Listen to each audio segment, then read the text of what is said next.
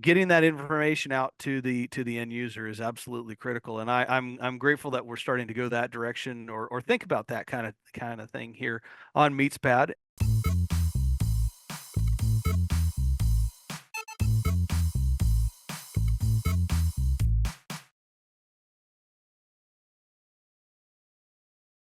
Hello, me folks. Welcome back to the MeatsPad podcast. My name is Najar, and I'm your co-host, like always. And Dr. Bass is our co-host back again. First episode of 2024.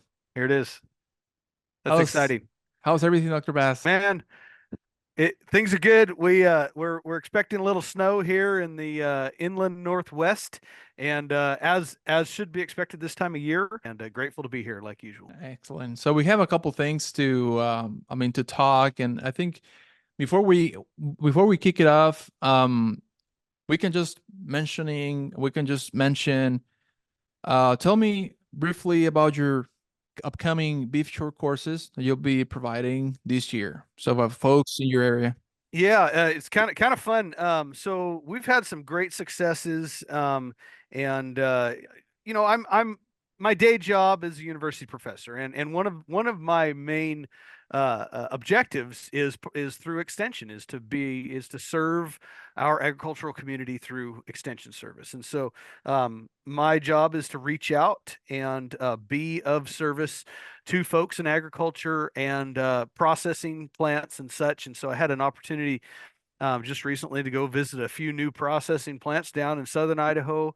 Got to visit a really old processing plant in southern Idaho too, and make sure that they know we're here and that we are at their service. But before you and I started talking on the podcast today, we were just kind of chatting a little bit, and yes, I have some specific workshops that are coming up. And in fact, one, if you are in the area and one that is focused on specifically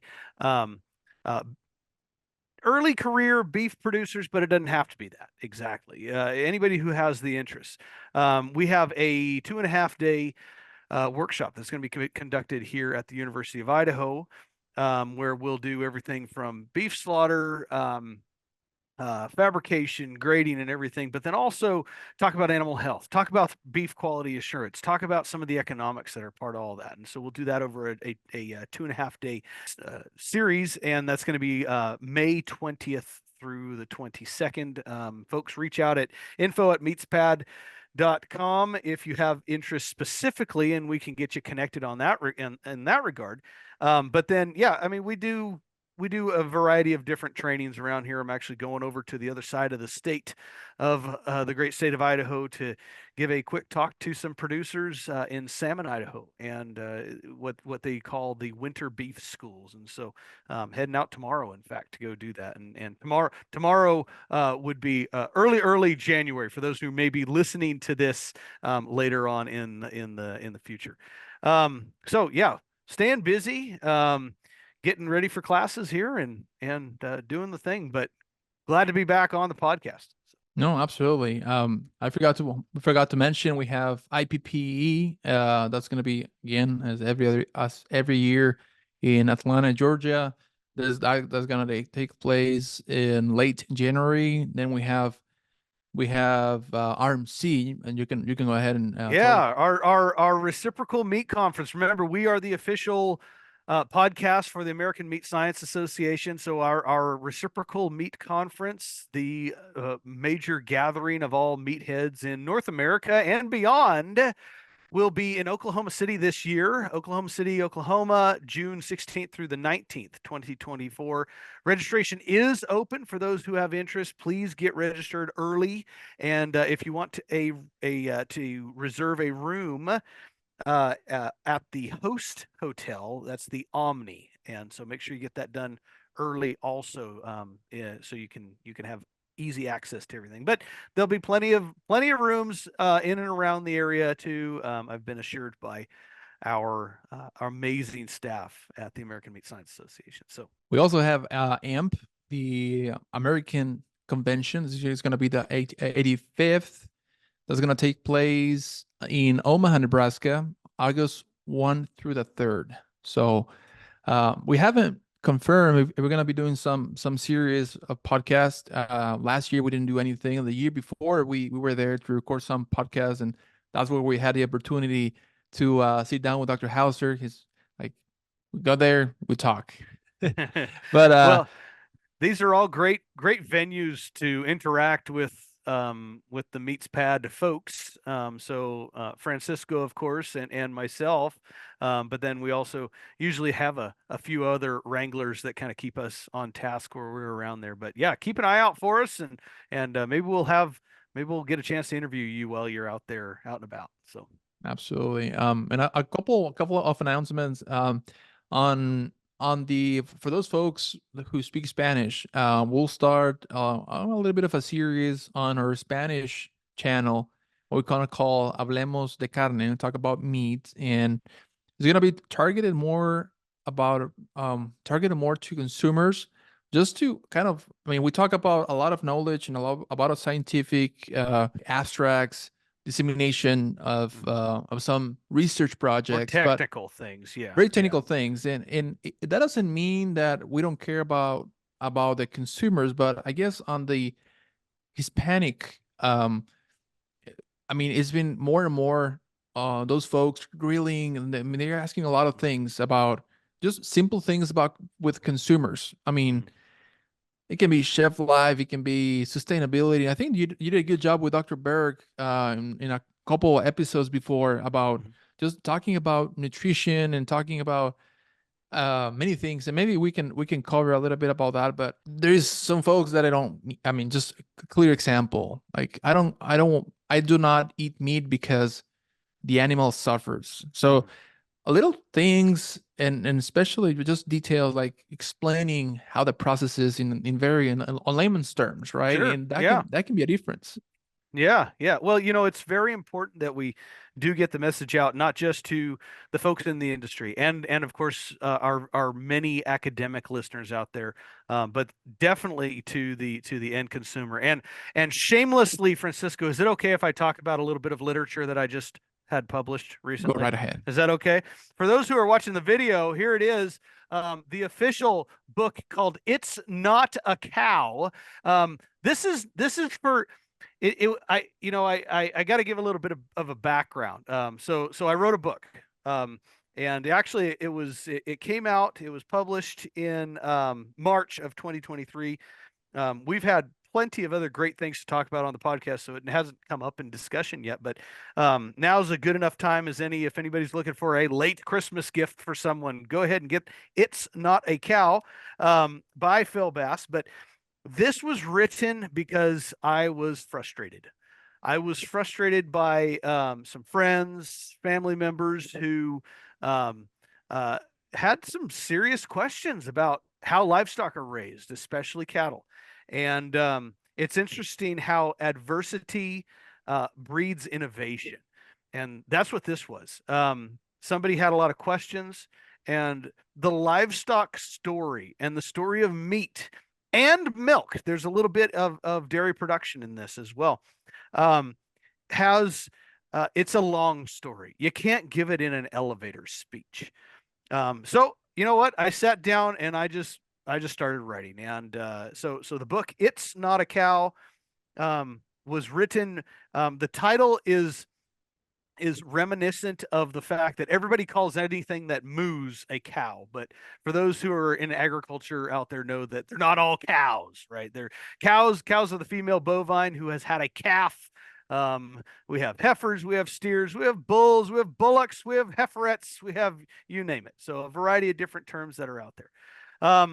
But The idea was to kind of boil things down for those who aren't in agriculture to have a relatively easy read. It's not a long read. It's and it's the way that I talk, rather conversational, and it's meant to be read as if the reader and I are having a conversation. So um, get out there, and for those who are listening, most of us are either in the academic world or in the meat processing world. This book, I hope you get one. I hope you get a copy, and I hope you read it. um, but I more so hope you pass it on to those who need to hear the story that we have. We have an amazing story to tell in animal agriculture, and that's what this was written for. It's not necessarily for our industry folks, although I think it's a good reference for some, and a good refresher. But it's meant for those who aren't in our world, and so pass it on. That's the idea. Currently available at Amazon, barnesandnoble.com. We were a bestseller for a short time there on at barnesandnoble.com. And then I've seen it available at thriftbooks.com as well. So uh, there it is. There's my shameless plug. How's that, Francisco? No, absolutely. And Cool. and if you're not, I mean, we're improvising here, and we can probably get 2 books for free for those folks that are early in the morning listening to MeatsPad. And it can be, I mean, something easy, in my opinion, as just send us an email, just send us an email with your name and what you're doing. And I think, Give us a good question. Give us a good topic we need to talk about too. Let's make them work just a little bit there, Francisco. okay, a good topic and 3 questions. There you go. And I think that's a good start for this year, because we have many topics, and a lot of the times we don't get to go deeper into that topic. But I mean, there you go for you guys listening. Just 2 books for free. Send us your name, university or company, and topic, and 3 questions, and we'll give the names in the next episode for sure. Yep. So Yep. Awesome. Cool.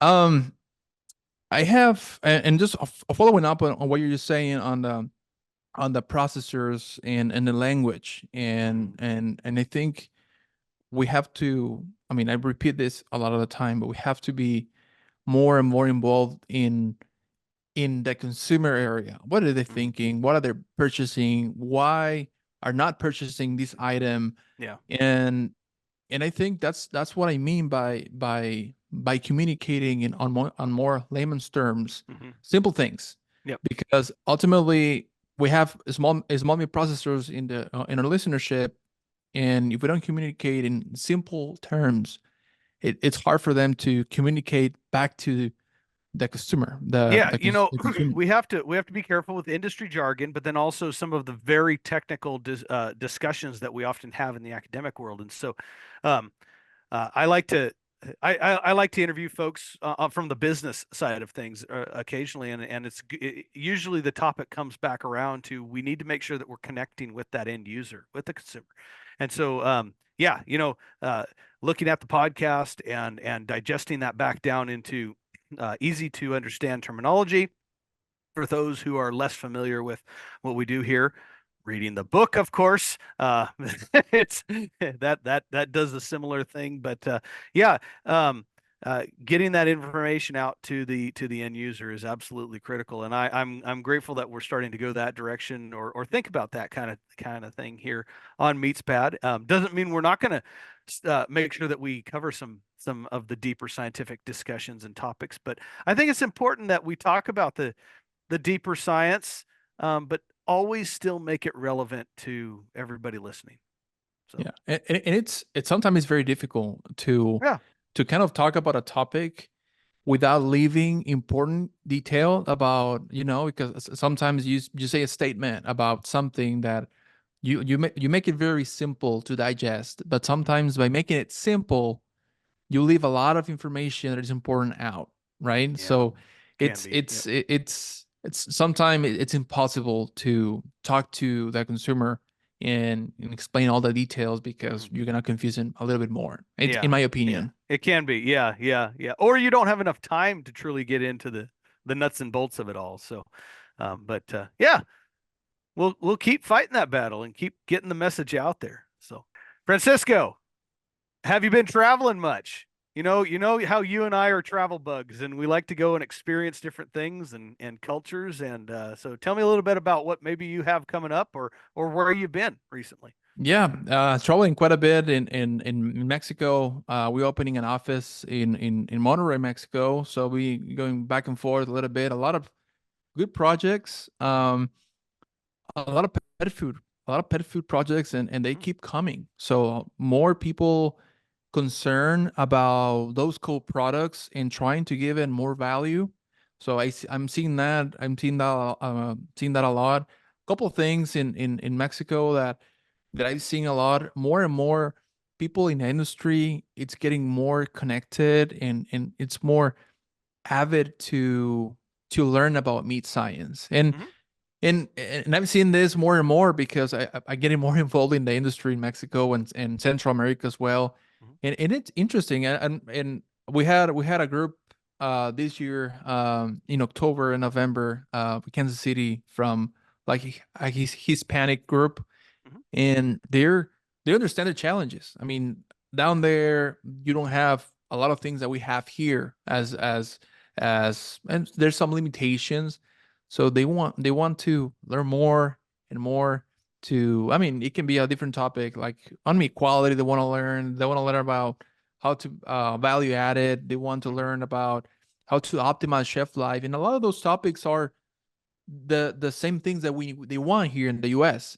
But depending on what it is, the protein that we're talking about, there's that. Yeah, so yeah, I mean, there's always going to be some great opportunity out there for those who are meat scientists, meatheads like us, to go and share what we have learned to help these operations get better. And you're right, there's a lot of folks, who maybe have been involved in the meat industry for quite some time, but are really starting to ask those tougher questions about why things happen and why we do certain things.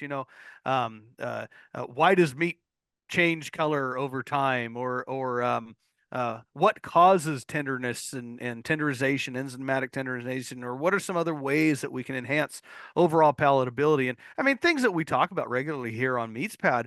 And for those who are maybe our newer listeners, go back in some of the archives, and we have a lot of different discussions and topics that we've had here that might be able to help address some of those questions. But keep sending the questions in there to info@meatspad.com, and we'll keep trying to address those interests. But yeah, so traveling around down in Central and South America, it sounds like you're spreading the good word of meat processing.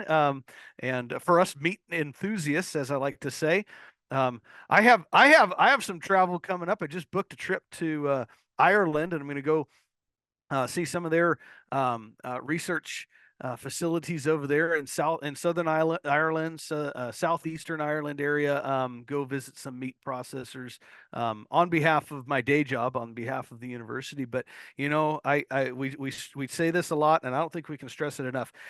Get out there and even if it's just down the road, start learning from others in the industry. Francisco and I have the license and luxury and opportunity to go and often travel internationally, and that's we feel it's important to share what we learn, because that's the best way to enhance what we do here domestically in the U.S. and in North America. But you know, just keep learning from folks who might be in the industry that you never really interacted with much before, and so. Um, And you learn a lot from the audience too. I mean, I've been getting a yeah. lot of questions, and sometimes, I mean, there's something that I don't know the answer to. Like, okay, I'll get back to you on this, and let me do a little bit of research. And as a matter of fact, and it's good you're mentioning that you're going to Ireland. I had the opportunity to live there in Southeast as an exchange student when I was in Oh, college cool. in Waterford. Waterford is the south, close to Cork, maybe like Hmm. an hour and a half from Cork, south Yeah. there. But um, one of the things that I keep getting, and it's a lot of not controversial, but it's color and packaging. Yeah. I see a lot more and more people like in the example of Canada. Hmm. Canada is one of the countries that have put a lot of effort in going from the aerobic to anaerobic. Hmm. There's I visited a couple of stores, and they're doing a lot of their meat displayed in the I mean on the display area, vacuum package. Vacuum And package. there's Yeah. and there's Hmm. where you get some like a vacuum package, but they're packaging in a way that it's a scheme package, Yep. so it looks pretty good. Hmm. But again, they went when they went from aerobic to anaerobic. Again, the customer was not was not used to They're not seeing. trained. Yeah. Yeah, so Yeah. it's kind of it took him a while for them to and they were losing some sales as well because Yeah. customers like, oh, I'm used to seeing the fresh red Bright red colors. Yeah. Yeah. Well, that's interesting you're saying that. And for those who are listening who are less familiar with maybe the retail side of things, here in the United States, overwhelmingly meat is sold in a foam tray with an overwrap that is oxygen permeable. It allows oxygen to come through that film, so it gives you that bright cherry red color. Nothing fancy. Some people think, well, what are you putting in the meat to make it red? Well, nothing. Oxygen. We allow oxygen to get to it, but nothing can get through the barrier otherwise. Okay. But you've now mentioned that in Canada there's a big push, and I remember seeing that at my previous job. I spent a lot of time in Canada, and I started to see that movement toward more of this what's called skin pack, vacuum packaged meat products. Speaking of Europe, they have embraced that greatly, and there's a lot of great value in that. And it's interesting where our conversation's going here. We started out with just two guys talking, and now we're kind of getting more into that scientific side. But in Europe, they've really embraced the vacuum packaged skin pack in the supermarkets. It greatly reduces shrink loss. You don't lose product because it's spoiled. Vacuum packaging is an incredible means of preservation as long as the meat stays cold. It's a great barrier. It's more hardy.